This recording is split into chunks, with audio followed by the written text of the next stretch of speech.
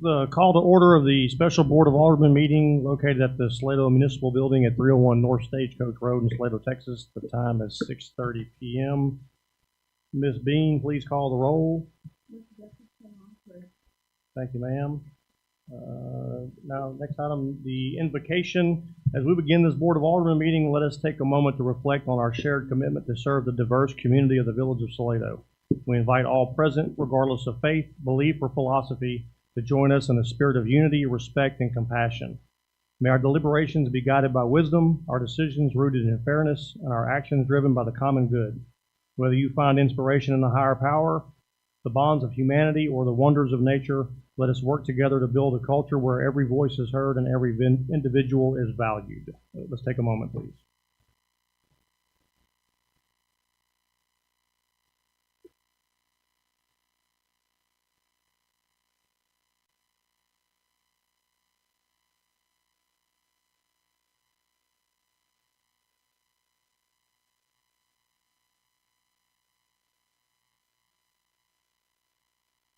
Thank you.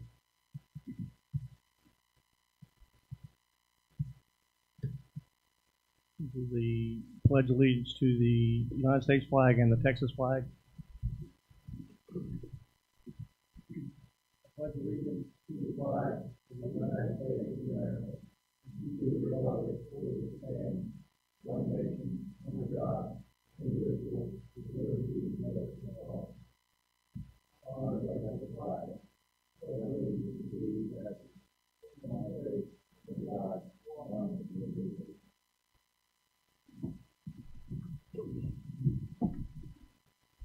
Item 1 is public comments. The Board of Aldermen welcomes comment from citizens on issues and items of concern not on the agenda.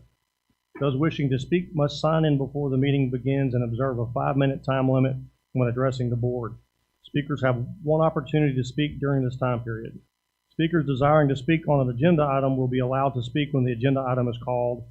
Inquiries about matters not listed on the agenda will either be directed to staff or placed on a future agenda for Alderman consideration. We've got 2 that are signed up to speak. First, Mr. Murray Dean Lane. Yes, sir, please. If you don't mind, just state your name and your address, and you will have 5 minutes. My name is Murray D. Lane. I live at 404 up in 2268. And here's the car has been knocked out twice. I live right next door to the apartment complex in the sanctuary. And they've knocked out the car twice on 2268. And I am 100% disabled veteran. I have a disabled veteran living in my home that has to have oxygen. And when the power goes out, he only has like 7 hours. And the power's been out 10 to 12 hours each time. And I went over to the complex and asked them if they could put up signs that says no semis in or out of 2268 because the power lines are so low.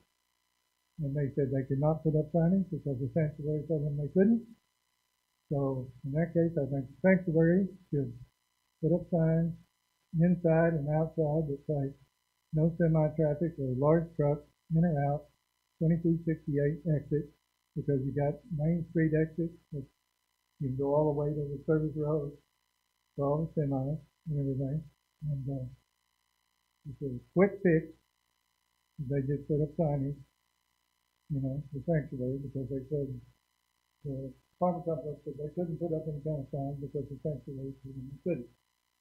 So I think it's up to the sanctuary to take care of this problem, because I don't need the power to go out again and again and again, because trucks are going in and out of there. And they're not raising the line after they put them back up the same height. So it's a problem.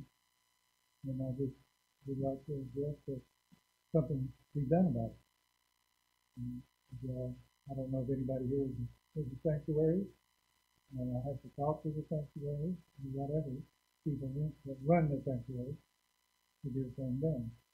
And I will be going through there every there's a week and a half to see if there's any signage. No, I will be filing complaints every time, every week. You might get tired of me, maybe something needs to be done. Just keep the trucks, there's no reason semis should come out 2268 with all the traffic and have a huge turn. And they finally got the road finished, so they had turns, and that's been, the job for, I don't know how long going on, but they finally got it finished. But it's happened twice, and I'd like to not have it happen again.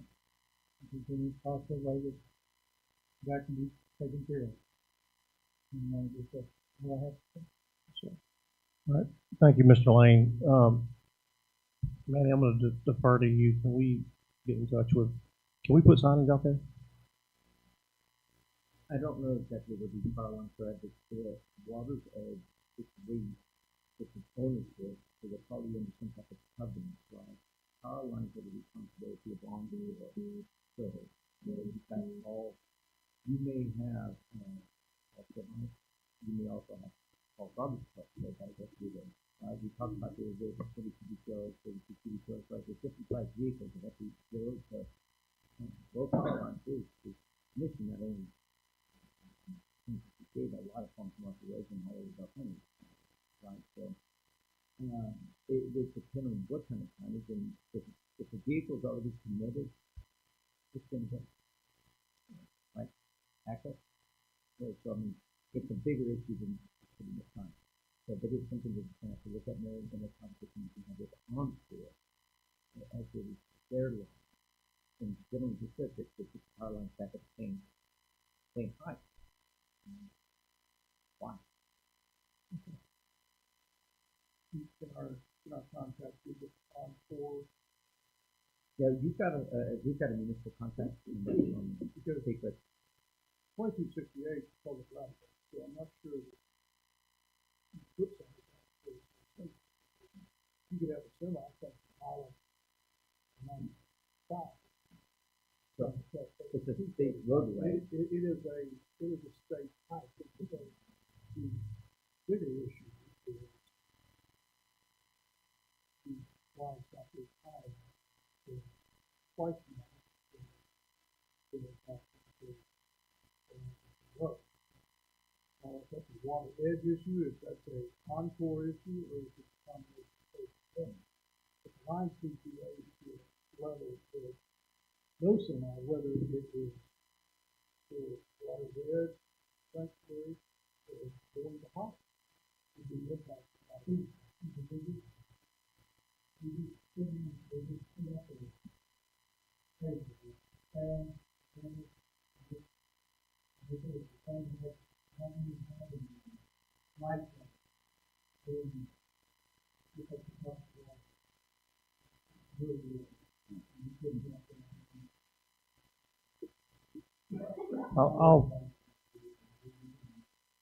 I'll contact Mr. Guzman tomorrow.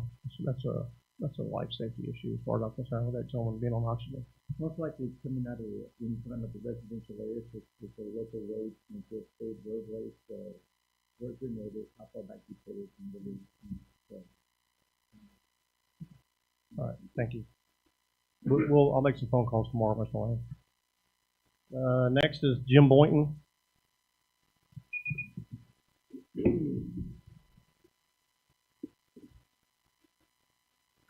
Jim Boynton, 3565 FM 2843 Salado. I wasn't going to address this, but since this gentleman here has a huge problem, I can tell you exactly where our problem is. It's not the power company. The power company is the right height. At Bain Street in Baines Cove, we pulled those lines down 4 or 5 times. I've called the cable company, the telephone company. That's what that is. What's bringing the power line down is they catch those cables and snap the power line that's at the right height. The problem is telephone cables and all of that. That was not what I was going to talk about, but I will tell you this. This problem right there at the sanctuary, that should have been in these apartments. That should have been recognized when they were building the road. On top of the 18-wheeler, how are you going to get a fire truck in and out of there? You got to realize There's a regulation and we're not enforcing it.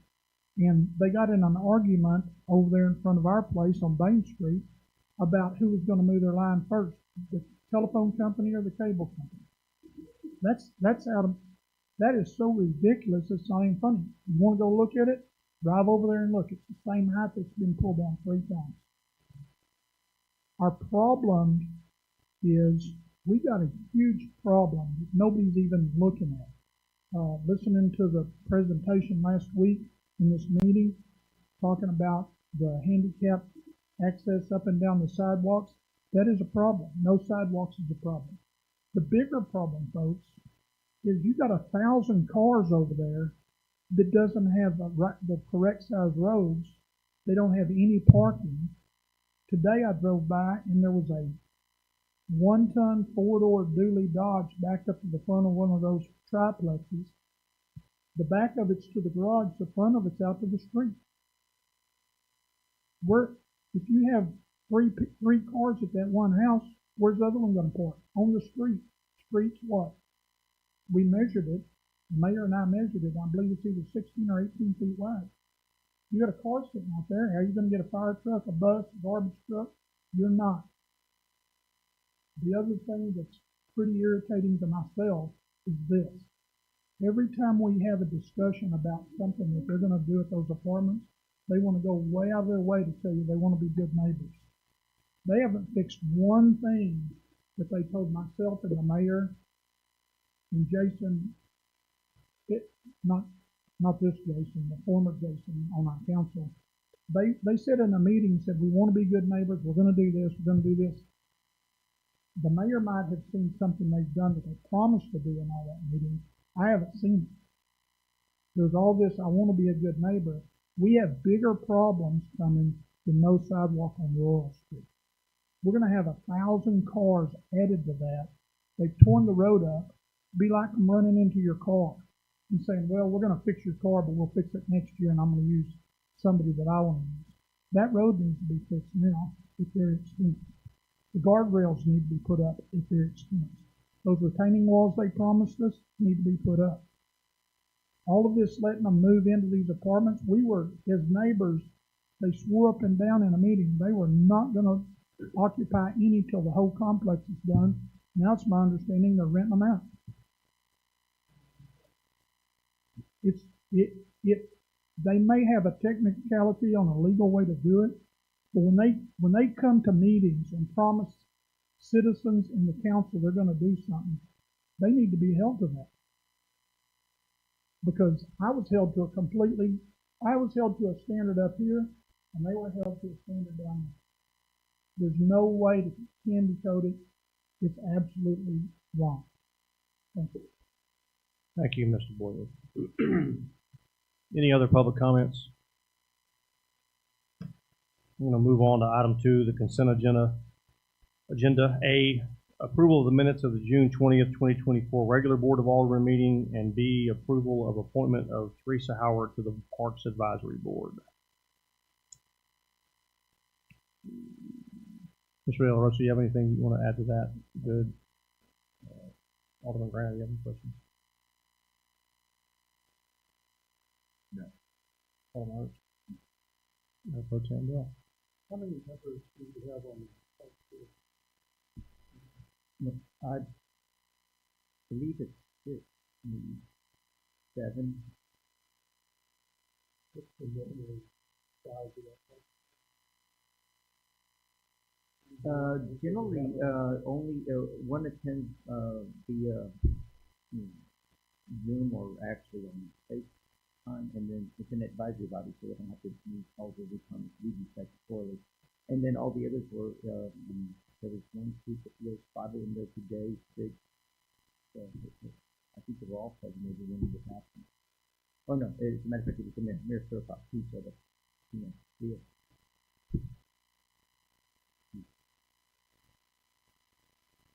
So the short answer is that there's no limit, there's no cap on how many members they need, or your ordinance that creates boards and commissions has named 6 members.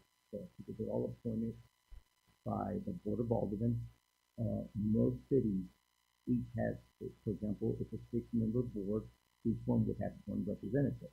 That is not the way you operate it. So, they're all at large, they're all at large. So the only, limitation is that they serve 60-year period, but you've never, so they automatically renew until the successor is named. And you've never really, from what I can tell, you don't go through that. But there is no cap.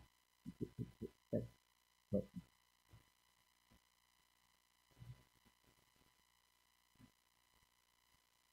Is there improvement opportunity for our ordinance that we currently have, as far as everything from monitoring how many people are on the board, if they're actually within or out the village, ETJ, things of that nature?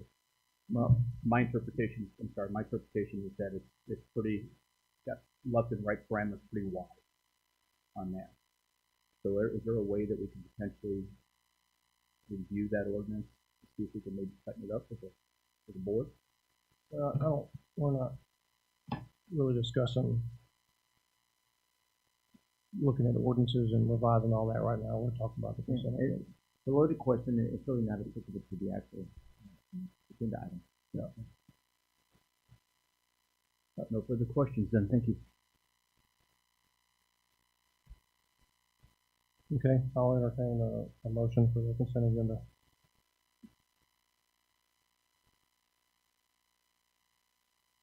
I move to approve the consent agenda. Motion made by Mayor Pro Tem Bell to approve as presented. Second by Alderman Hurst.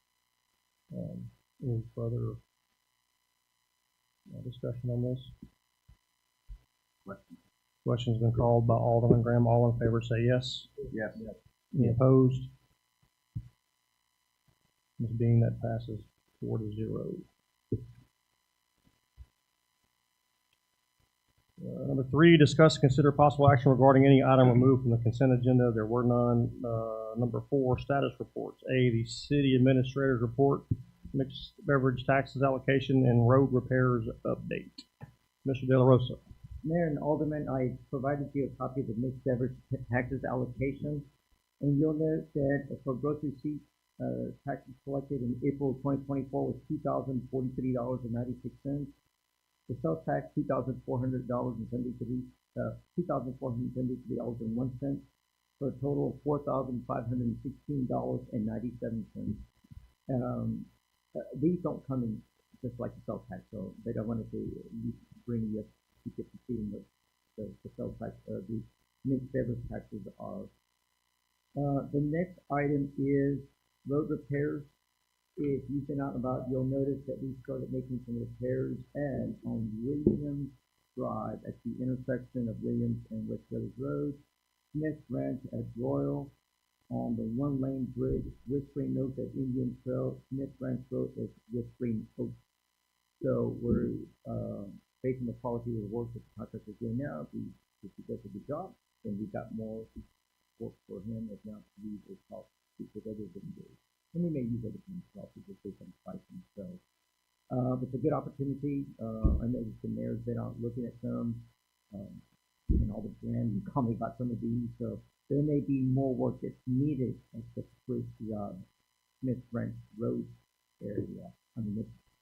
But you'll notice that we're soft cutting instead of hole patching. So this will give you a longer life period. Okay, so wanted to at least let you know that we started that process in perfect weather for that. So. And I rode around with the contractor that's doing that, and he is. I went and looked at it today. The after effects of what he did. He is saw cutting it. They're cleaning it out, filling it in with road base, packing it, and then putting asphalt on top of that and packing it down. It looks kind of messy right now because it was just completed yesterday. But I'm gonna wait for over the weekend, kind of see what traffic does to it over the weekend. It was soft today because it was hot, but I'm pretty certain that it was done correctly and it's going to look good. So there's you drive around and see some of those. I've already got a couple text messages just here in the past hour about citizens noticing it, so I'm glad for that. Anybody else have any questions for me? The committee where Renee had cut the Johnson grass on Royal Street, if whomever could re-engage that task and finish it to its completion, that would be. I understand. Yes, sir. Yeah, and we'll put it on a regular routine. It goes much faster than our equipment can handle and our True. stuff. Yeah. I So mean, I recommend some, not to say I was going to that, but herbicide or whatever. Not That's all, something yeah. that- Alderman Host. Mayor Pro Tem Bell. Alderman McDonald. No, thank you. Thank you, Mr. De La Rosa. Next, item 5, discussion and possible action. A, discuss and possible action on approval of final plat for West Amity subdivision phase 2. Mr. De La Rosa. okay, let me see here. On June 11th, the Planning and Zoning Commission was presented this final plat for the West Amity subdivision phase 2, and it was recommended for approval. This is located within the Village's ETJ out of West Amity and off of 1670. It's part of it'll be the second phase of a subdivision, and I've been in contact with the county engineer to ensure that they have a pre-construction meeting with these folks and that they follow up with inspections, so everybody will be happy both at the city and at the county level. So I am recommending approval. All right. Alderman Graham, you have any questions? Just one question on the note with the agenda item. It says the planning and zoning commissioner conditionally approves the minor plat. That's for the next item. Oh, so there's no questions then. Sorry. Alderman Hurst. Alderman McDonald. No question. Mayor Pro Tem Bell. All right. Now I'll open this up to public comments if we have any.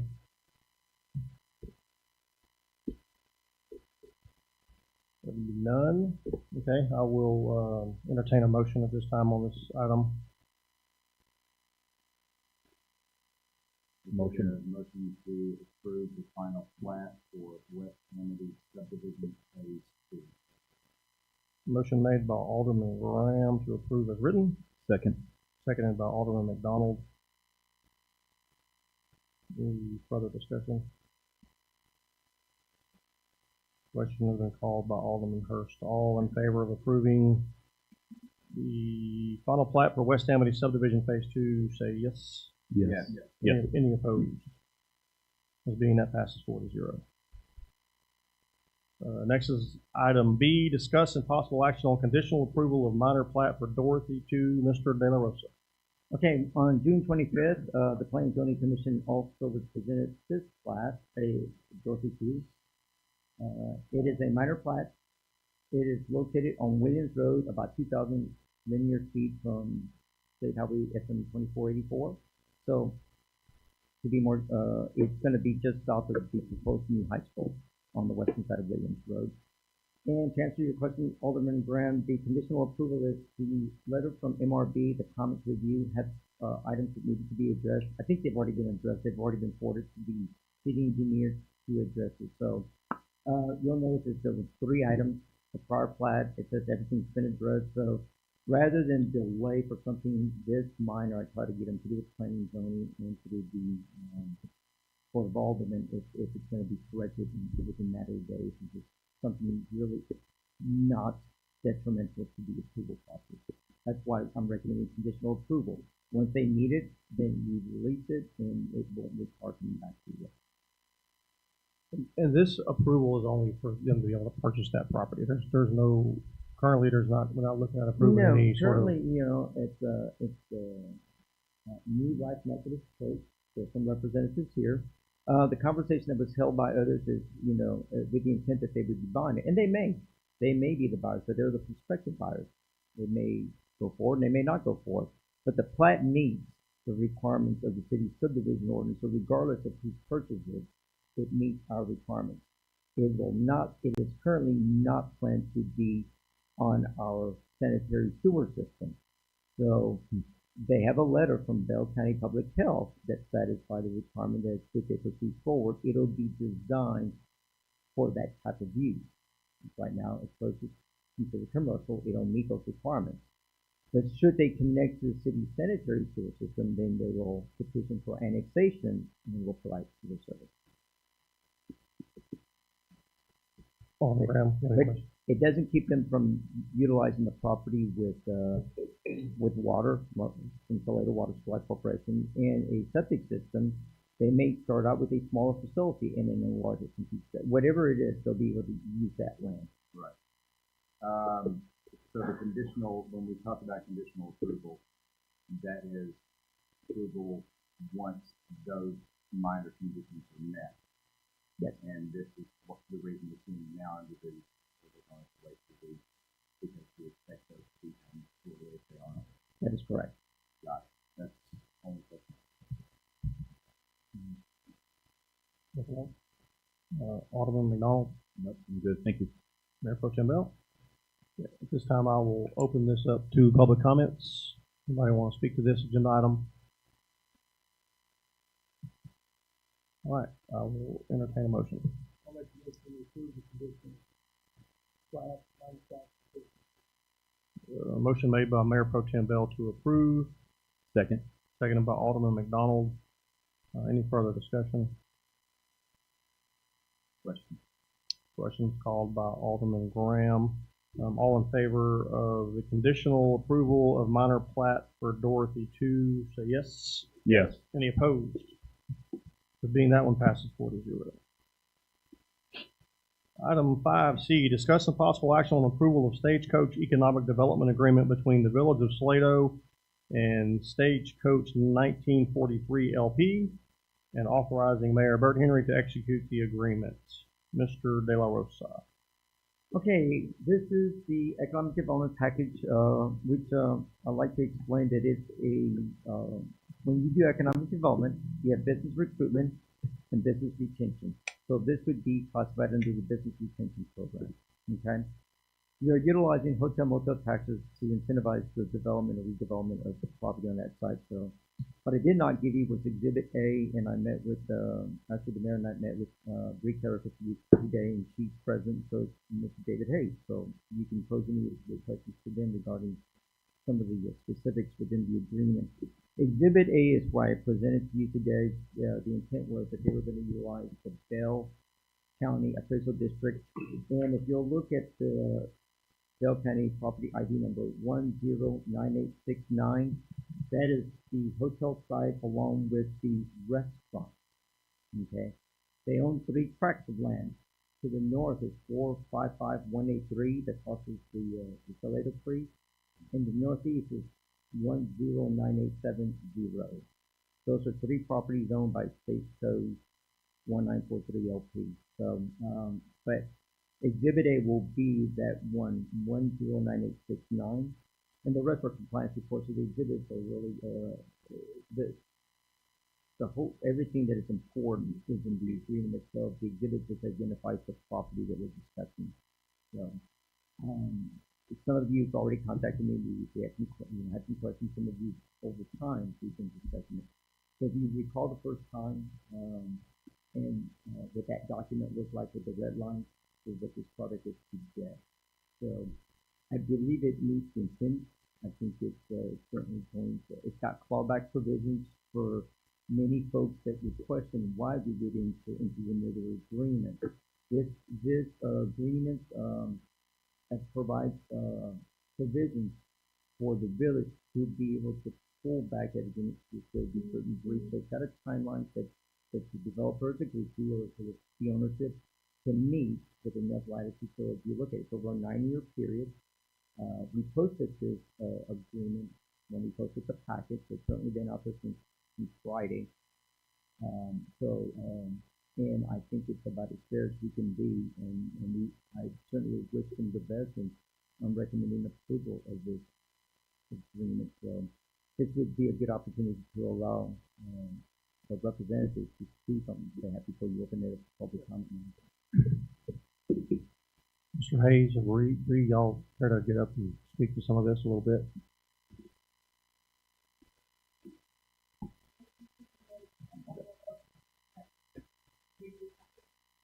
What's that? Yeah, this is. We presented a couple of months ago, as at the end of last year, to help innovate and revise the approach with the viable business for downtown Salado. Have a long runway,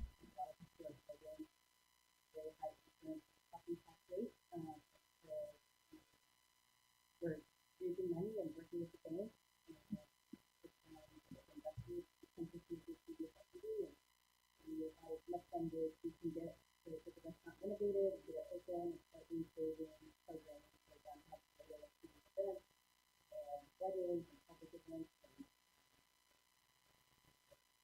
And it's really based on just, we only get a percent of tax rebated that we generate.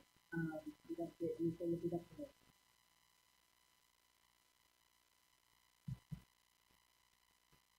Thanks for working on the sign. I saw that was taking place. That's a big one out there. Really good.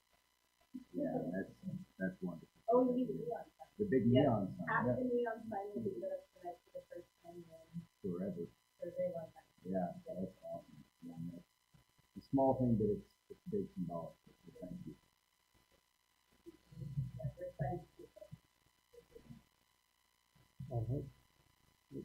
Alderman Knoll, any questions? No, but thank you for what you're doing. I'm glad to partner with you on this. Looking forward, potentially.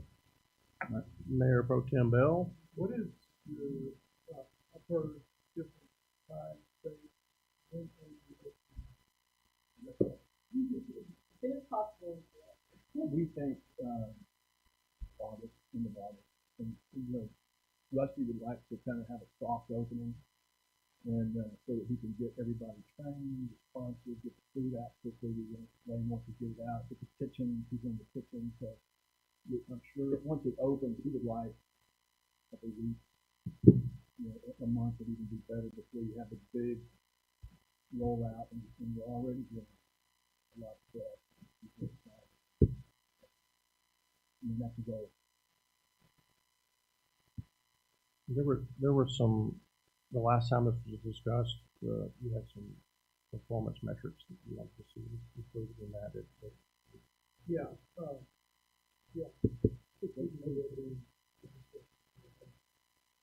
Okay, thank y'all.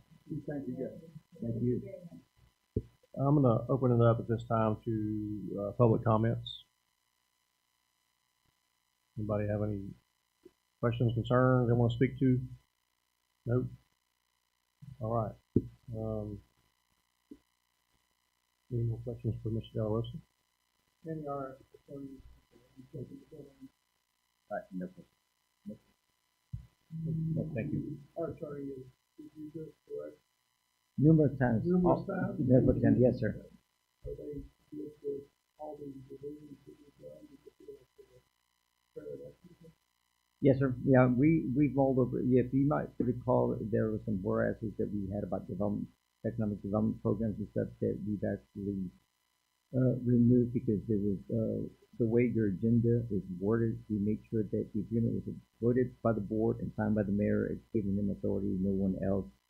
So, but we took all the necessary precautions that this would be a good contract, and I cannot tell you how often, how many times I have a conversation with the city attorney about various things.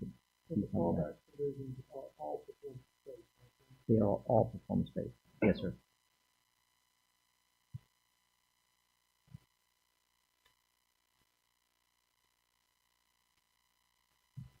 All right.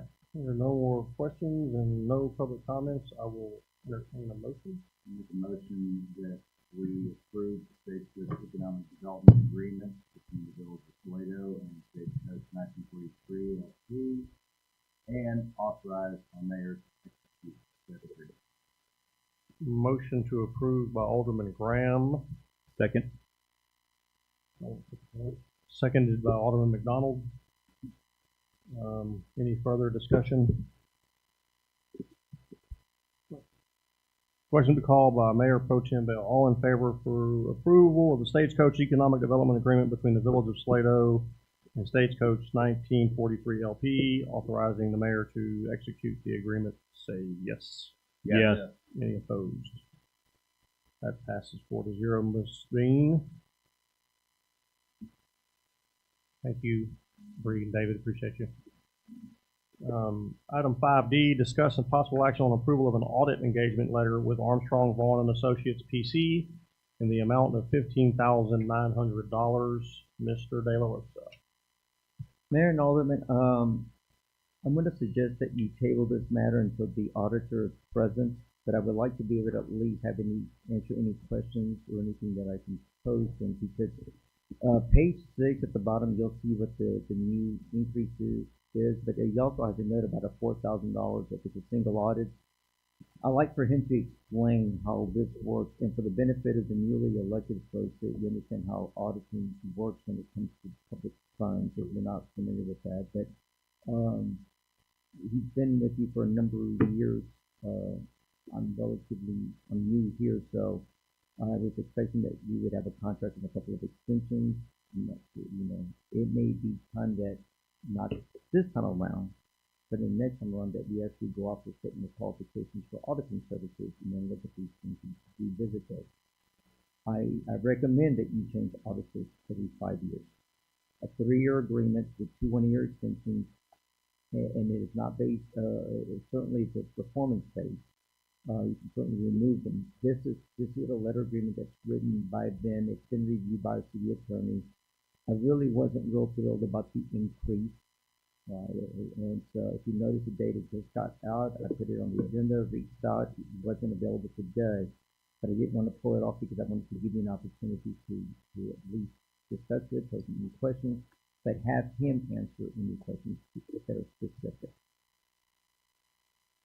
Any other questions? Mr. Del Rosa, typically speaking, how long have we been maintaining this organization for the village so far? How many years do we know of?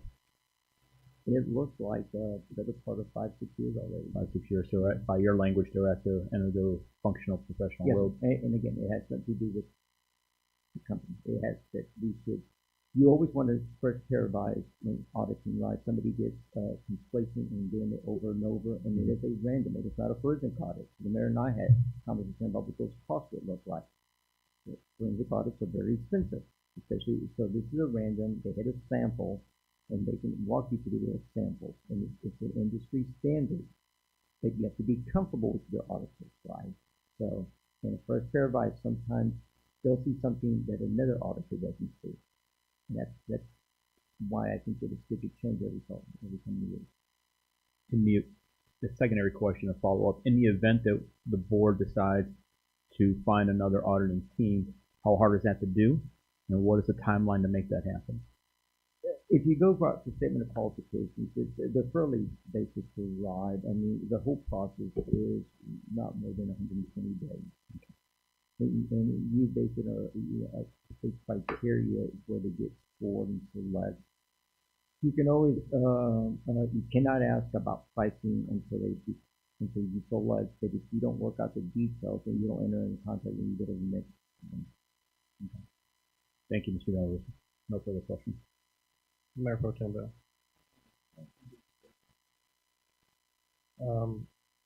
So your recommendation is that we table this until He's available. okay. I'll entertain a motion on that. This is on an auditor. Motion to table, Mayor Pro Tem Bell. Second by Alderman Hurst. Any further discussion? Question? I am fine whether we extend. I mean, we are 90 days out from when an auditor is and you hit October 1. And let's finish it all this time. I do know that one step we have in our current, where we're going to hit a little bit of the bump that we need to ensure that we clear the hurdle, is how the auditors and our financial advisors and the working with the sanctuary on field get into that audit. Remember, our auditors want us to come on this side. There are some things that need to be stated in there, and I think the financial advisor is also told us there are some things that we need to be careful about. So I am kind of of the opinion maybe to keep the auditors for this year, but with the idea this is the final year, and we'd be going out to state to work within on the audit next year.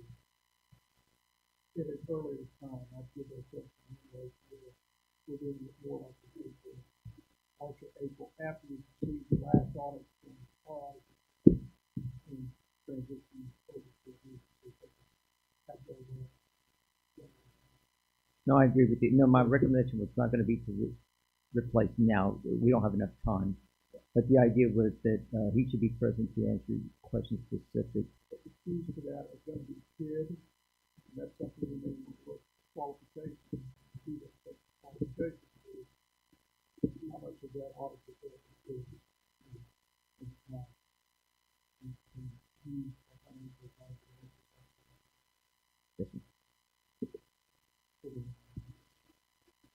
Any further discussion?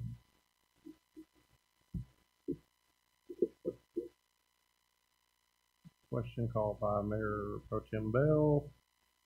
All in favor of tabling this pending the availability of the auditor, say yes.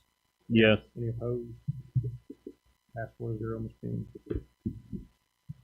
So, next item, last item, 5E, discussion on proposed fiscal year 2024-2025 budget, including capital improvement projects. Mr. De La Rosa and myself met with Chief Fields yesterday, Ms. Whitson, Ms. Bean, our accountant was here.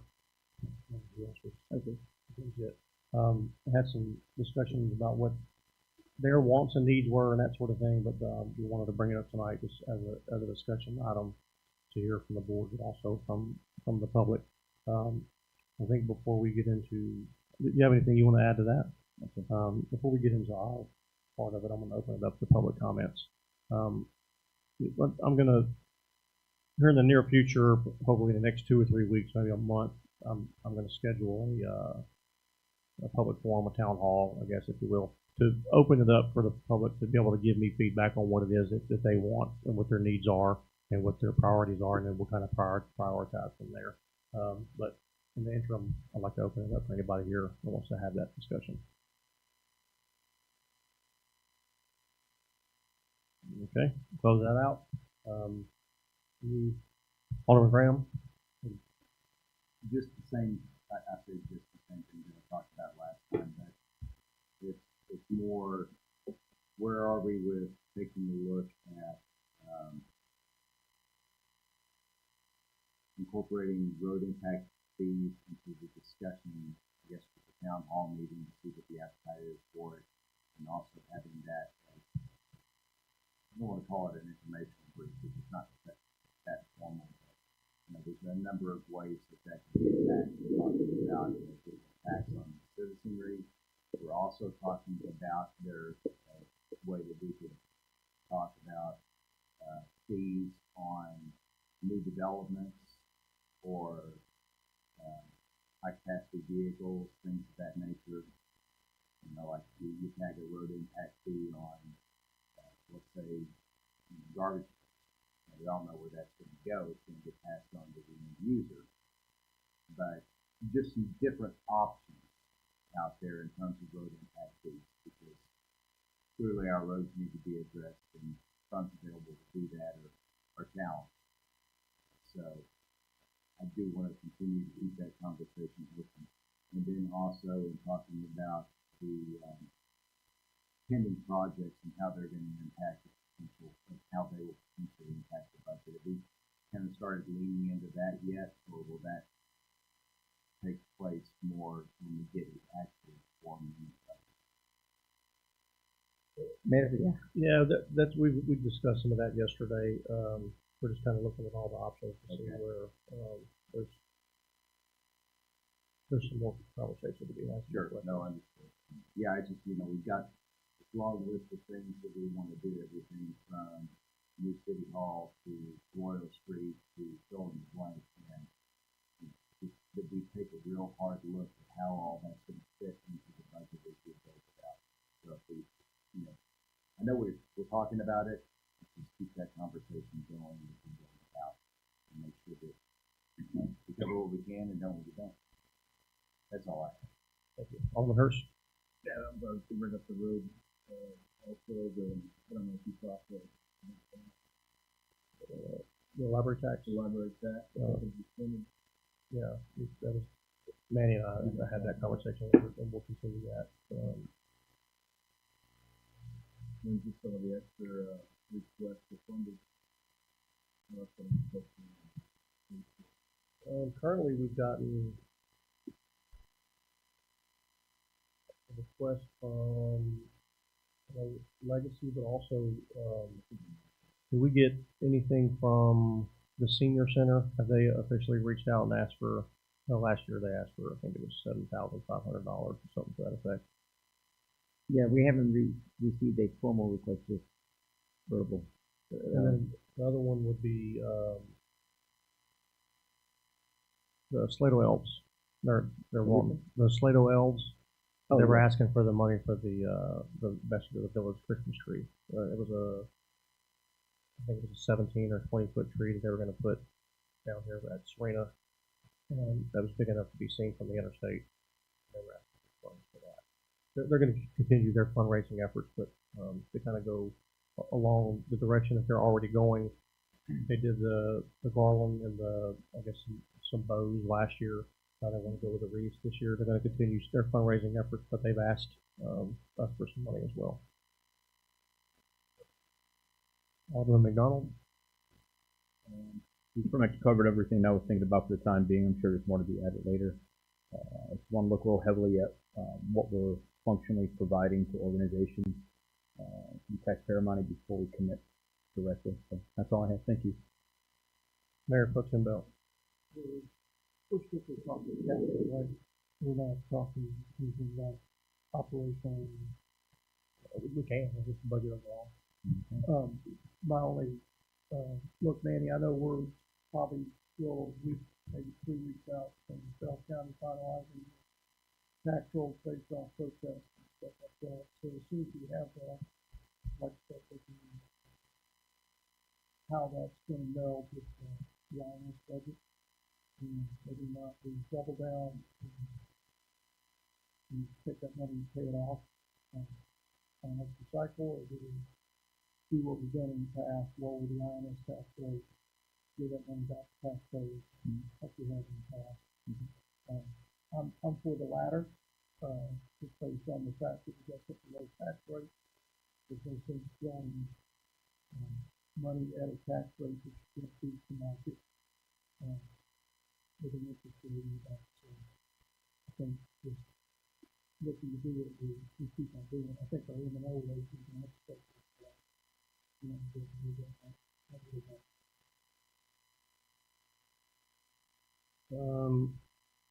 Some of the things that I touched on yesterday was obviously PD, which we had previous discussion that improved some things also for the budget for next year already that we're going to kind of slip in there.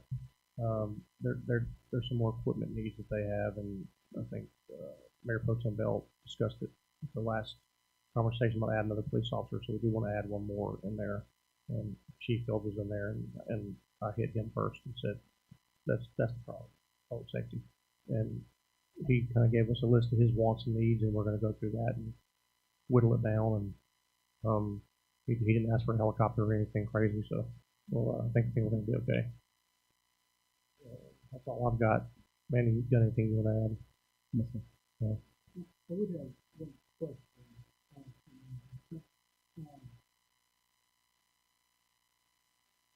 Now that grass probably isn't growing as much as it used to, do you feel like we have a handle on the maintenance of mowing and upkeep of the landscape that we're responsible for, or reading something for an additional staff to help with that, or even if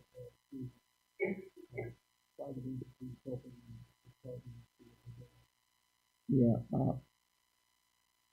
we do not have a full handle on it, certainly not in-house. We use contractors so that we get into the queue.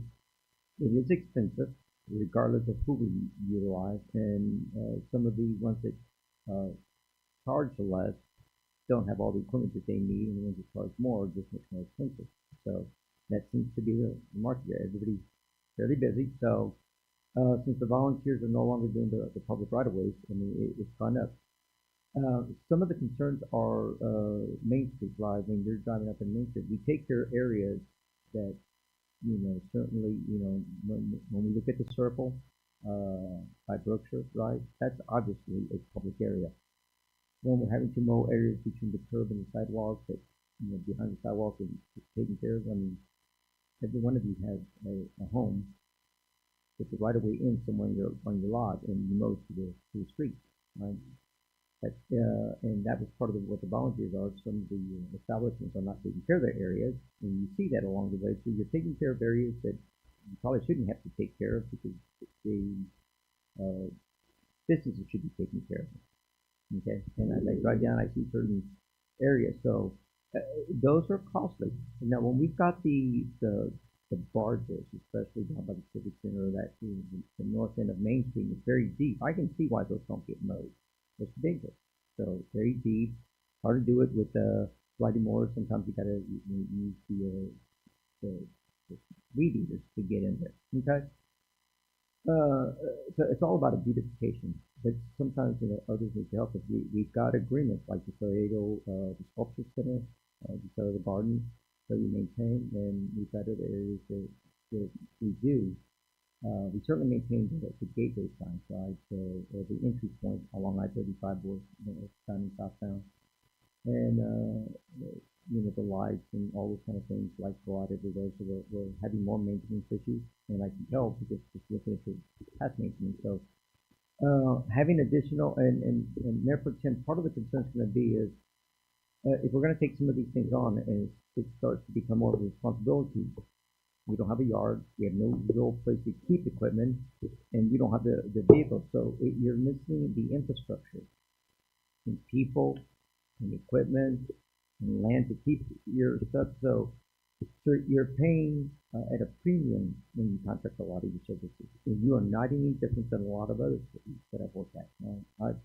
Shenandoah, when I started, I didn't have maybe 4 people. I was very specifically hired in 2003 to build the infrastructure for a public works department and a community development department. I spent 6 years there.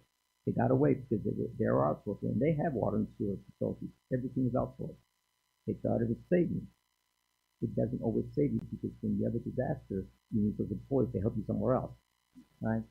So it's not about overstaffing, and I certainly don't. And I hear that way. You just want to build a bigger team, no, but you have to have enough people to get the job done.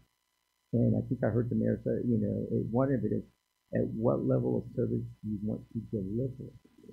And that's, you made a reference to. You're going to have to make that determination for me. Work very closely with the mayor because technically, statutorily, he is your budget officer. I will give a budget based on what, the recommendations are in total, because you've got to vote on it. It's exactly where do you want to be today, 5 years from now? Some of your, when I start looking at your finances, I start looking this year and the next 3 years, 5 years, and your capital improvement, you're in the wastewater business. You may be in the water business, right? You've got wells going in, you've got water facilities, you've got kids that are being generated. You're going to have, other facilities that may be conveyed to you, or they want to convey when it's paid off, right? So, it just depends where you're going to be and are you prepared for that. And I'm hoping that I can put a long-term strategic financing plan. And gentlemen, you don't have that today. And I think that's the one thing that I spent a lot of time with the mayor trying to explain, because I've just been kind of smiling and I hear you, but I'm not hearing exactly where you want to land yet. But I'm sorry, it's a long answer, but that's. I would just be curious how much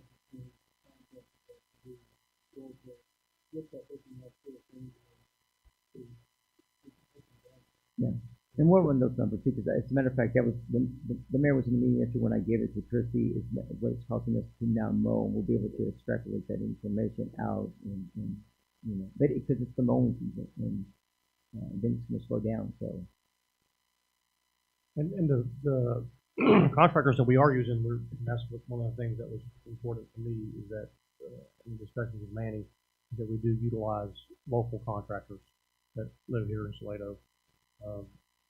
But we've got 3 or 4, and we're just kind of spreading, fanning it out and letting them take certain parts of the village for threefold, kind of spread the love a little bit and give some of these younger up and coming entrepreneurs that want to get out there and get their name out there, and also to kind of see what kind of work they do and make a decision from there. Do we want to keep them or do we want to move forward with somebody else? So, to this point, they've done great, and some of the prices are a little expensive, and we're looking at that, and we may go in a different direction too. But we've also discussed potentially adding another part-time maintenance person.